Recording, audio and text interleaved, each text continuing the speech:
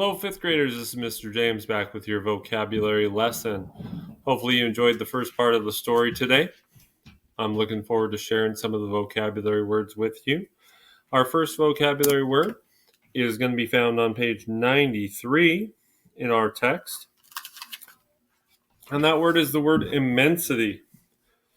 So first things first, when we see a word like immensity, it looks like a word that we may have seen before.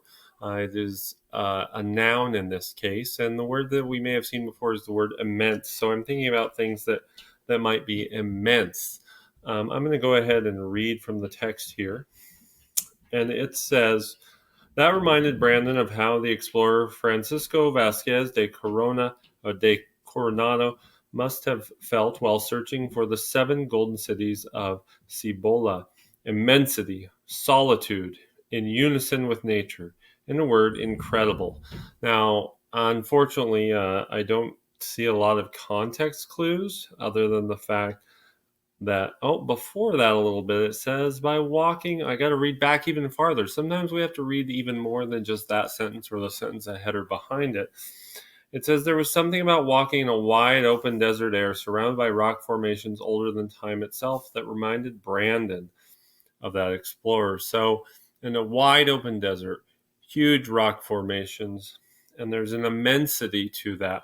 So as I'm looking at that, I think that immensity, or things that are immense, deals with large size or enormous extent. So something that is really, really big, that is something that is immense.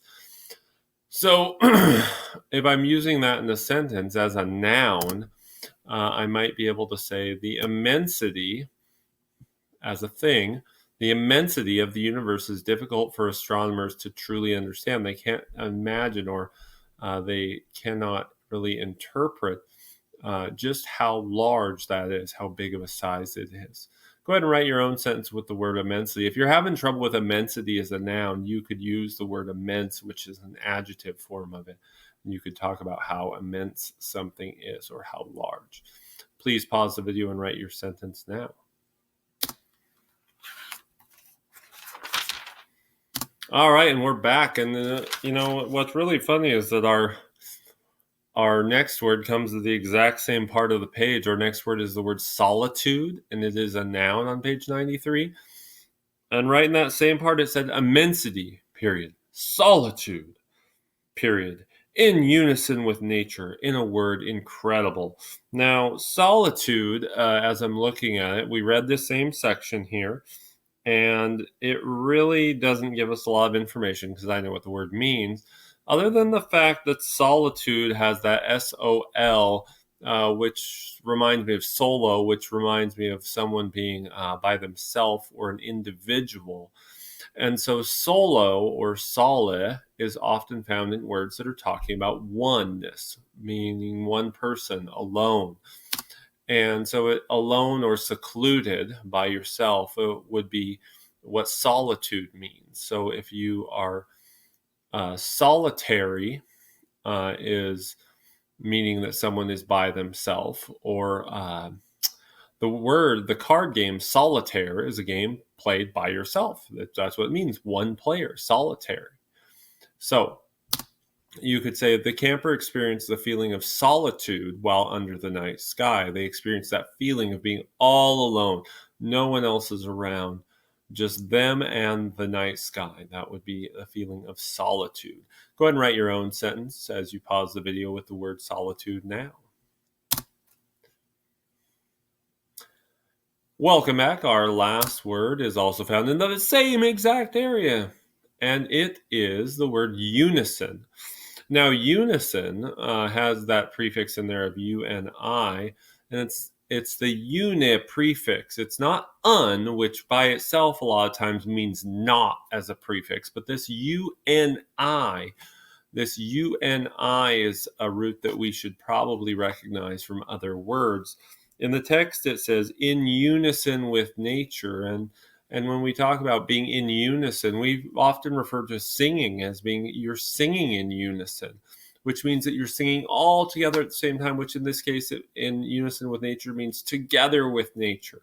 And so oftentimes we'll say that it means at the same time or in sync, or that togetherness that means unison, a unison between two things. And so my sentence says, the marchers walked in unison, meaning they all walked exactly the same pace together at the same time through the streets of the city.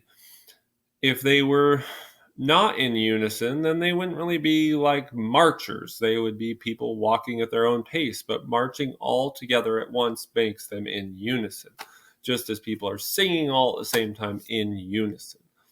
Please pause and write your own sentence now.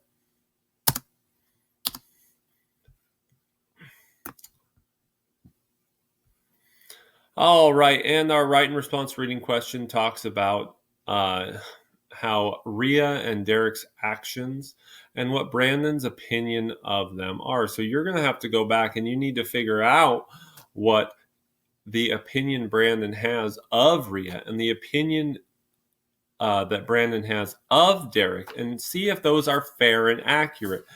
Meaning, are they correct? Is he correct in what he believes about them? I know that he has a negative belief about Derek, and we need to find out if we believe that that's an accurate or fair opinion of them. So I might begin my sentence by saying, Brandon's opinion of Derek is fair and accurate.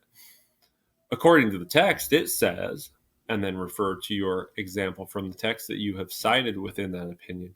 You also should be writing about Rhea, so you could say, Brandon's opinion of Rhea is correct or incorrect, whichever you say, and then give your evidence from the text to support that claim. Thanks so much for watching the video. If you have any questions or you need any help, please reach out to me. And hopefully you're having a great day, and I will talk to you again very soon.